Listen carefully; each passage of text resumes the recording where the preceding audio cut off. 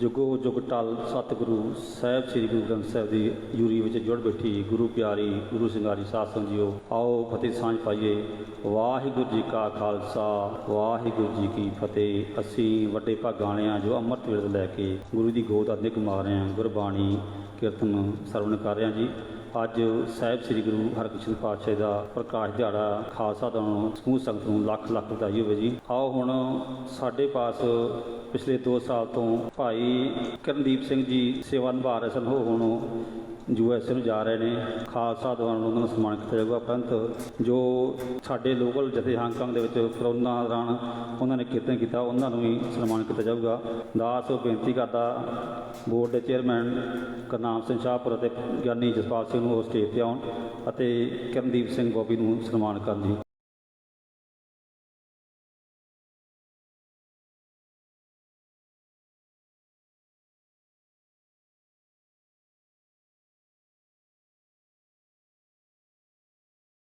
किरणदीप सिंह बॉबी का धन्यवाद किया जाता जी, जो इन्होंने सेवावां निभाइयां लंबे टाइम से।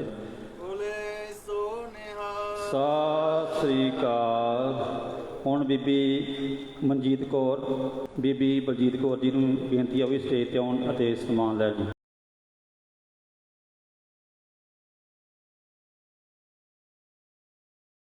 बोले सौ निहाल। भाई शरणजीत सिंह बीबी प्रभ शरण कौर बीबी सुर शरण कौर जी ने बेनती है भी स्टेज पर आउण अते सन्मान लैण जी। बोले सौ निहाल। बीबी गगनप्रीत कौर बीबी रवनदीप कौर जी ने बेनती है भी स्टेज पर आउण जे आए थे, जे नहीं आए बीबी रजिंदर कौर बीबी नवजोत कौर भाई सुरजन सिंह बीबी करमजीत कौर। बहुत बहुत धन्यवाद समूह जथियां दा जो हांगकांग दे विच गुरु घर सेवा निभा रहे हैं जी।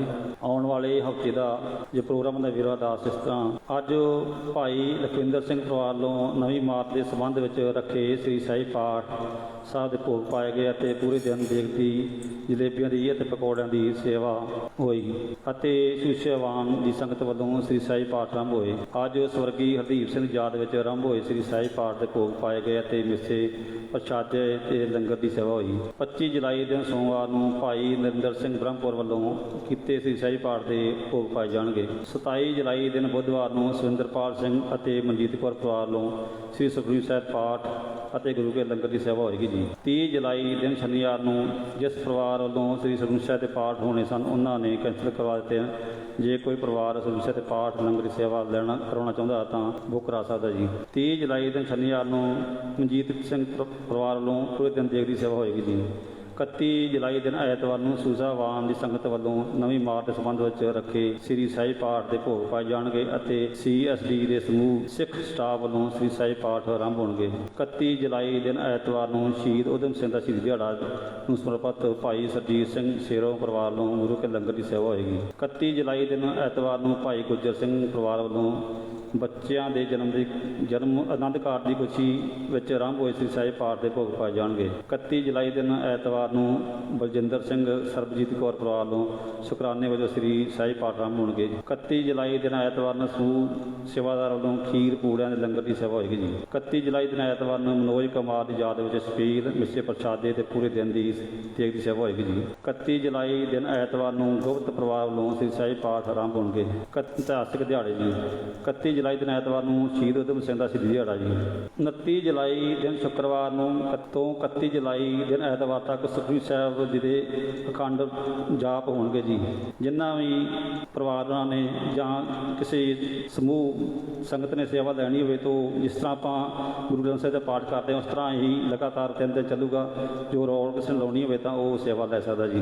बेनती है जी गर्मियों की छुट्टियों में 1 अगस्त दिन सोमवार तो खालसा दल वालों गुरुद्वारा साहब विखे पंजाबी ते गुरबंदी क्लासां लगाई जा रही हैं। माता पिता ने बेनती है कि 5 साल के उपर बच्चों को नाम लिखवाउण की कृपालता करो जी। दास हुण गुरबीर सिंह पत्र ने बेनती करता वो नवीं बारी बिल्डिंग बारे विचार दें जी। वाहिगुरू जी का खालसा वाहिगुरू जी की फतेह। वाहिगुरू जी का खालसा वाहिगुरू जी की फतेह। साध संगत जी 2 हफ्ते पहले दास वालों संगतां नूं जानकारी दी गई सी कि जो एक सांझी कमेटी की मीटिंग हुई सी बोर्ड ਮੈਨੇਜਮੈਂਟ ਕਮੇਟੀ ਔਰ ਬਿਲਡਿੰਗ ਕਮੇਟੀ ਦੀ ਉਸ ਦੇ ਵਿਚਕਾਰ $20 ਮਿਲੀਅਨ ਦੀ ਸ਼ਾਰਟੇਜ ਜੀ ਹੈ ਉਹ ਦਰਸਾਈ ਗਈ ਸੀ ਤੇ ਉਸ ਦੀ ਭਰਪਾਈ ਵਾਸਤੇ ਉਸ ਦਿਨ ਜਿੰਨੇ ਵੀ ਸਾਡੇ ਮੈਂਬਰ ਸਾਹਿਬਾਨ ਉੱਥੇ ਹਾਜ਼ਰ ਸਨ ਤਾਂ ਉਹਨਾਂ ਨੇ ਵੀ ਆਪਣਾ ਯੋਗਦਾਨ ਪਾਇਆ। ਬੰਗਾ ਸਾਹਿਬ ਨੇ ਉਸ ਵੇਲੇ $5 ਮਿਲੀਅਨ ਦੀ ਹੋਰ ਸੇਵਾ ਦੇ ਕੇ ਆਪਣੀ ਸੇਵਾ $30 ਮਿਲੀਅਨ ਦੀ ਕਰਤੀ ਸੀ। ਹੋਰ ਵੀ ਉਸ ਵੇਲੇ ਜੋ ਸਾਡੇ ਮੈਂਬਰ ਸਾਹਿਬਾਨ ਹਾਜ਼ਰ ਸੀ ਉਹਨਾਂ ਵੱਲੋਂ ਸੇਵਾਵਾਂ ਆਪਣੀਆਂ ਵਧਾ ਦਿੱਤੀਆਂ ਗਈਆਂ ਸਨ। ਤਕਰੀਬਨ $6.7 ਮਿਲੀਅਨ ਉਸੇ ਵੇਲੇ ਇਕੱਠਾ ਹੋ ਗਿਆ ਸੀ। ਸੋ ਅਜੇ ਹੋਰ ਸੇਵਾਵਾਂ ਦੀ ਲੋੜ ਹੈ। ਬੜੀ ਖੁਸ਼ੀ ਦੀ ਗੱਲ ਹੈ ਕਿ ਇਹਨਾਂ ਦੇ ਦਿਨਾਂ ਦੇ ਵਿੱਚ ਮਹਿੰਦਰ ਸਿੰਘ ਕਾਲੜਾ ਵੱਲੋਂ 1 ਮਿਲੀਅਨ ਦੀ ਜੋ ਹੈ ਸੇਵਾ ਉਹਨਾਂ ਨੂੰ ਭੇਜੀ ਹੈ। ਤੋ ਉਹਨਾਂ ਦੀ ਸੇਵਾ ਜੋ ਹੈ $5 ਮਿਲੀਅਨ ਦੀ ਇਹ ਇਕੱਲੇ ਇੱਕ ਸ਼ਖਸ ਦੀ ਹੋ ਗਈ ਹੈ। ਬੜੀ ਮਾਣ ਵਾਲੀ ਗੱਲ ਹੈ। ਤੋ ਇਹ ਮਹਾਨ ਸੇਵਾ ਦੇ ਵਾਸਤੇ ਇੱਕ ਜੈਕਾਰਾ ਬਣਦਾ ਹੈ, ਬੋਲੇ ਸੋ ਨਿਹਾਲ। तो उस तो बाद दास ने सर निर्मल जोत सिंह ਨੂੰ ਬੇਨਤੀ ਕੀਤੀ ਸੀ ਕਿ ਉਹ ਵੀ ਥੋੜੀ ਜੀ ਸੇਵਾ ਹੋਰ ਵਧਾਉਣ। $2 ਮਿਲੀਅਨ ਦੀ ਉਹਨਾਂ ਦੀ ਆਲਰੇਡੀ ਸੇਵਾ ਹੈ ਸੀ।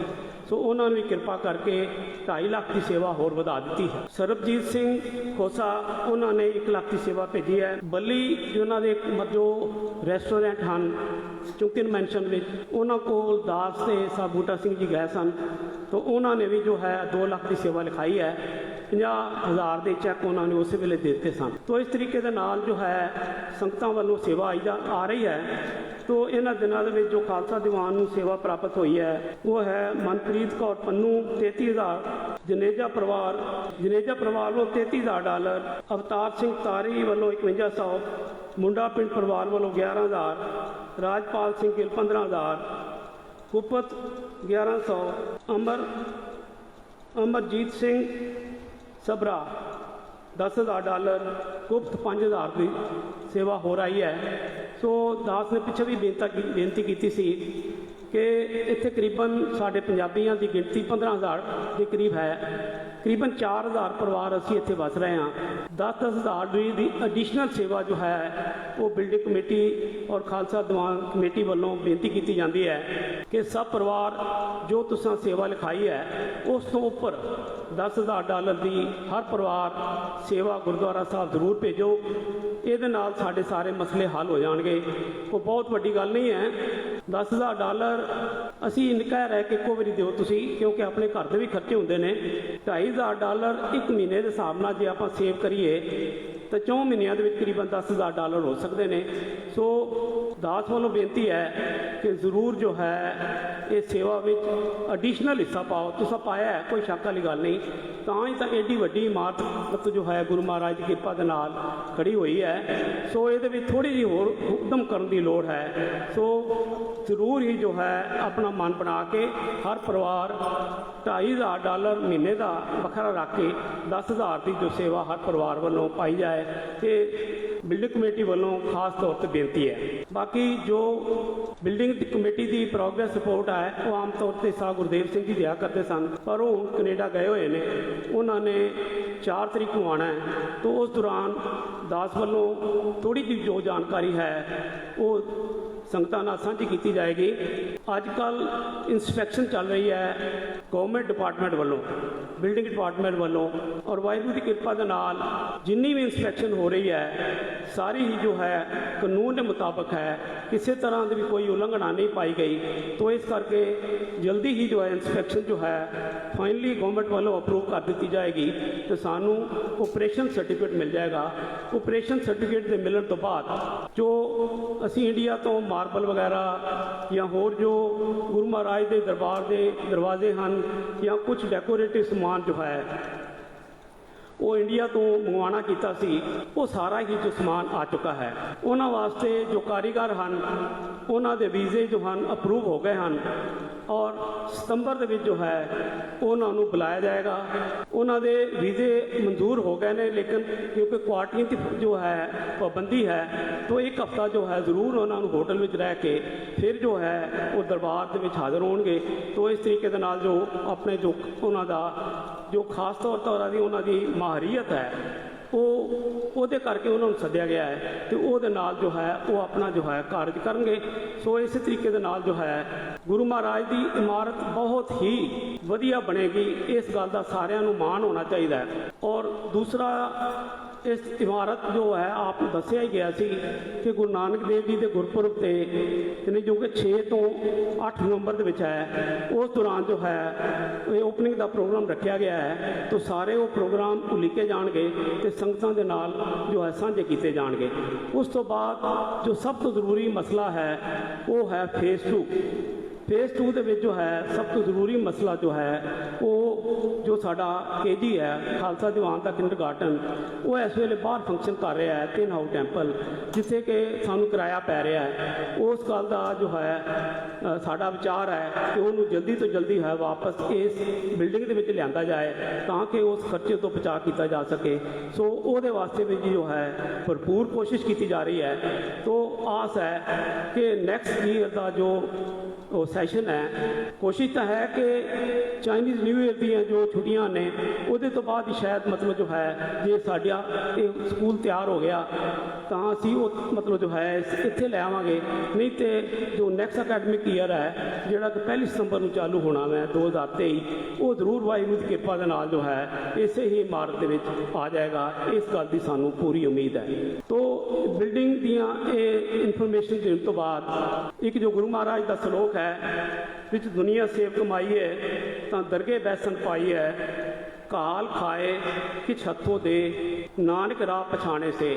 ਕਾਲ ਖਾਏ ਕਿ ਛੱਤੋਂ ਦੇ ਮਤਲਬ ਕੀ ਹੈ ਕਿ ਅਸੀਂ ਪਹਿਲੋਂ ਜੋ ਹੈ ਨੌਕਰੀ ਕਰਨੀ ਹੈ ਜਾਂ ਕਾਰੋਬਾਰ ਕਰਨਾ ਹੈ ਔਰ ਜੋ ਉਹਦੇ 'ਚੋਂ ਕਮਾਈ ਹੁੰਦੀ ਹੈ ਉਹਦੇ ਵਿੱਚੋਂ ਜ਼ਰੂਰ ਜੋ ਹੈ ਦਸਵੰਧ ਕੱਢ ਕੇ ਜੋ ਹੈ ਗੁਰੂ ਮਹਾਰਾਜ ਦੇ ਦਰਬਾਰ 'ਚ ਭੇਟਾ ਕਰਨੀ ਹੈ, ਤਾਂ ਹੀ ਸਾਡਾ ਜੀਵਨ ਸਫਲ ਹੋ ਸਕਦਾ ਹੈ।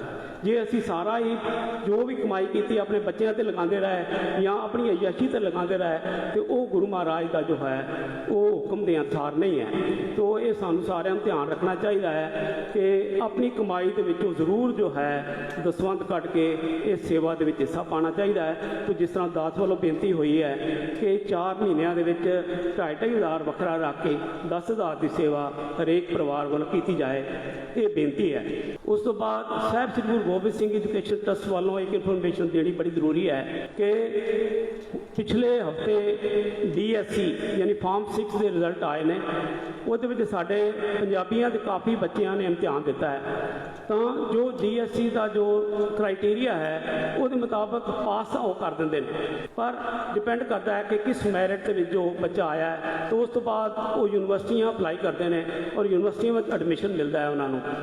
ਤੋ ਸਾਹਿਬ ਸ੍ਰੀ ਗੁਰੂ ਗੋਬਿੰਦ ਸਿੰਘ ਐਜੂਕੇਸ਼ਨ ਵੱਲੋਂ ਉਹਨਾਂ ਸਾਰਿਆਂ ਹੀ ਬੱਚਿਆਂ ਨੂੰ ਜਿਹੜੇ ਕਿ ਯੂਨੀਵਰਸਿਟੀ ਜਾਂ ਕਾਲਜ ਦੇ ਵਿੱਚ, ਹਾਂਗਕਾਂਗ ਦੇ ਵਿੱਚ ਜਾਂ ਬਾਹਰ ਕਿਤੇ ਵੀ ਉਚੇਰੀ ਵਿੱਦਿਆ ਵਾਸਤੇ ਐਡਮਿਸ਼ਨ ਲੈਣਗੇ, ਤਾਂ ਉਹਨਾਂ ਸਾਰਿਆਂ ਨੂੰ ਸਾਹਿਬ ਸ੍ਰੀ ਗੁਰੂ ਗੋਬਿੰਦ ਸਿੰਘ ਐਜੂਕੇਸ਼ਨ ਟਰਸਟ ਵੱਲੋਂ $10,000 ਦਾ ਜੋ ਹੈ ਸਕਾਲਰਸ਼ਿਪ ਦਿੱਤਾ ਜਾਏਗਾ। ਅੱਗੇ ਵੀ ਦਿੰਦੇ ਆਏ ਹਾਂ। 160 ਬੱਚਿਆਂ ਨੂੰ ਅਸੀਂ ਇਸ ਤੋਂ ਪਹਿਲਾਂ ਸਕਾਲਰਸ਼ਿਪ ਦੇ ਚੁੱਕੇ ਹਾਂ ਔਰ ਇਹ ਸਕਾਲਰਸ਼ਿਪ ਜਾਰੀ ਰਹੇਗਾ। ਤੋ ਆਪਣੇ ਬੱਚਿਆਂ ਨੂੰ ਜ਼ਰੂਰ ਐਨਕਰੇਜ ਕਰਕੇ ਉਹਨਾਂ ਨੂੰ ਜੋ ਹੈ ਉਚੇਰੀ ਪੜ੍ਹਾਈ ਵਾਸਤੇ ਜੋ ਹੈ ਕਾਲਜ ਜਾਂ ਯੂਨੀਵਰਸਿਟੀ ਦੇ ਵਿੱਚ ਐਡਮਿਸ਼ਨ ਦਿਵਾਓ, ਤਾਂ ਕਿ ਚੰਗਾ ਪੜ੍ਹ ਲਿਖ ਕੇ ਉਹ ਚੰਗੀ ਨੌਕਰੀ 'ਤੇ ਲੱਗ ਸਕਣ ਤੇ ਇਸ ਤਰੀਕੇ ਦੇ ਨਾਲ ਆਪਣੇ ਮਾਪਿਆਂ ਦਾ, ਪੰਜਾਬੀ ਕਮਿਊਨਿਟੀ ਦਾ ਨਾਂ ਹਾਂਗਕਾਂਗ ਦੇ ਵਿੱਚ ਉੱਚਾ ਕਰ ਸਕਣ। ਤੋ ਇਹ ਉਪਰਾਲਾ ਜੋ ਹੈ ਜੋ ਸਾਹਿਬ ਸ੍ਰੀ ਗੁਰੂ ਗੋਬਿੰਦ ਸਿੰਘ ਐਜੂਕੇਸ਼ਨ ਟਰਸਟ ਵੱਲੋਂ ਕੀਤਾ ਜਾ ਰਿਹਾ ਹੈ, ਇਹ 'ਚ ਕੋਈ ਮਸ਼ਹੂਰੀ ਵਾਲੀ ਗੱਲ ਨਹੀਂ ਹੈ ਕਿ ਅਸੀਂ ਕੋਈ ਮਸ਼ਹੂਰ ਹੋਣਾ ਚਾਹੁੰਦੇ ਹਾਂ। ਗੁਰੂ ਮਹਾਰਾਜ ਦਾ ਟਰਸਟ ਹੈ, ਗੁਰੂ ਮਹਾਰਾਜ ਦੇ ਨਾਂ ਦੇ ਉੱਤੇ ਹੀ ਜੋ ਹੈ ਅਸੀਂ ਬੱਚਿਆਂ ਦੀ ਸਹਾਇਤਾ ਕਰਨੇ ਆ। ਸਿਰਫ ਇੱਕੋ ਇੱਕ ਏਮ ਹੈ, ਇੱਕੋ ਇੱਕ ਨਿਸ਼ਾਨਾ ਹੈ ਕਿ ਸਾਡੇ ਬੱਚੇ ਵੱਧ ਤੋਂ ਵੱਧ ਪੜ੍ਹ ਜਾਣ, ਪੜ੍ਹ ਕੇ ਚੰਗੀਆਂ ਨੌਕਰੀਆਂ 'ਤੇ ਲੱਗ ਜਾਣ ਔਰ ਚੰਗੇ ਨੌਕਰੀ 'ਤੇ ਲੱਗ ਕੇ ਆਪਣੀ ਕਮਿਊਨਿਟੀ ਦਾ, ਆਪਣੇ ਮਾਪਿਆਂ ਦਾ ਜੋ ਹੈ ਨਾਂ ਉੱਚਾ ਕਰ ਸਕਣ। ਸਿਰਫ ਇੰਨਾ ਹੀ ਜੋ ਹੈ ਸਾਡਾ ਜੋ ਅੰਦੇਸ਼ਾ ਹੈ। ਤੋ ਇਹਦੇ ਵਿੱਚ ਸਾਰਿਆਂ ਨੇ ਵੱਧ ਤੋਂ ਵੱਧ ਯੋਗਦਾਨ ਪਾਉਣ ਦੀ ਕੋਸ਼ਿਸ਼ ਕਰਨੀ ਹੈ।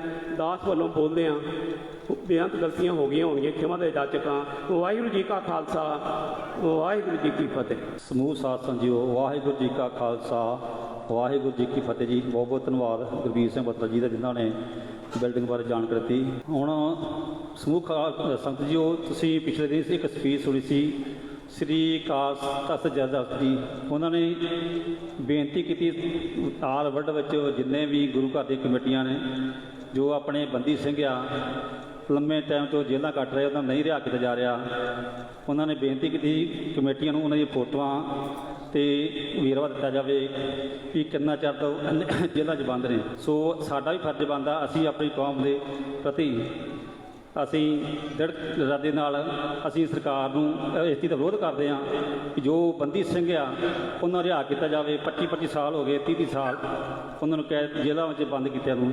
ਖਾਲਸਾ ਦੌਰਾਨ ਲੋਕ ਅਪੀਲ ਕੀਤੀ ਜਾਂਦੀ ਹੈ ਬੰਦੀ ਸਿੰਘਾਂ ਨੂੰ ਰਿਹਾ ਕੀਤਾ ਜਾਵੇ।